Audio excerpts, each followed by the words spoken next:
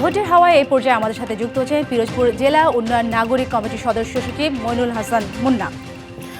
মুন্না, আপনাকে স্বাগত জানাচ্ছি আমাদের স্টেট প্রেসিডেন্ট ভোটের হাওয়ায়। আপনার কাছে আমার প্রশ্ন, ত্রয়োদশ জাতীয় সংসদ নির্বাচনে আর মাত্র কয়েকটি দিন বাকি। এই নির্বাচনী প্রক্রিয়ায় স্বচ্ছতা ও নিরপেক্ষতা কতটুকু নিশ্চিত হয়েছে বলে আপনি মনে করেন?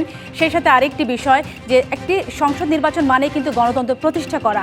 এই ত্রয়োদশ সংসদ নির্বাচনকে কেন্দ্র করে রাজনৈতিক দলগুলোর অভ্যন্তরীণ গণতন্ত্র কেমন আপনি দেখতে পাচ্ছেন?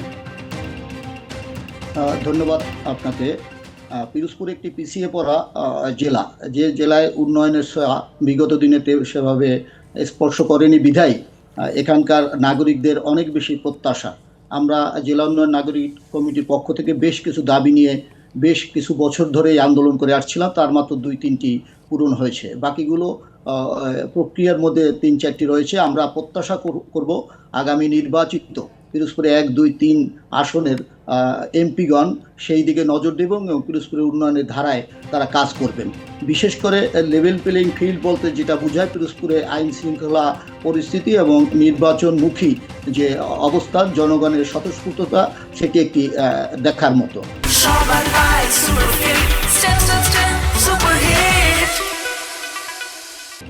আরেকটি জিনিস বিশেষ করে বলতে চাই, আল্লামা দেলোয়ার হোসেন সাঈদীর 2 ছেলে 2 আসনে প্রার্থী হওয়ায় এটি একটি ফ্যাক্টর হয়ে দাঁড়িয়েছে।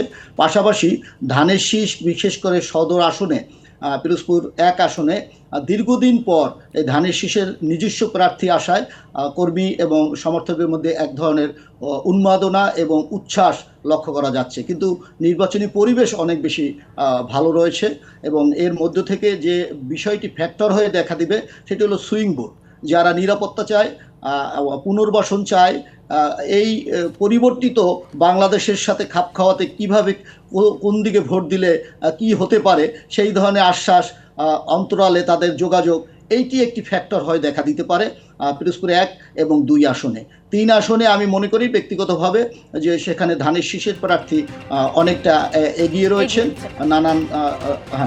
এই ছিল পিরোজপুরের নির্বাচনী ক্ষেত্রে জনগণের উচ্ছ্বাস এবং আগ্রহ বিদ্যমান রয়েছে। আমরা আশা করছি উৎসবমুখর পরিবেশই পিরোজপুরে 1, 2, 3 আসনে নির্বাচন। জনাব মুন্না, আপনাকে অসংখ্য ধন্যবাদ আমাদের সাথে যুক্ত হওয়ার জন্য।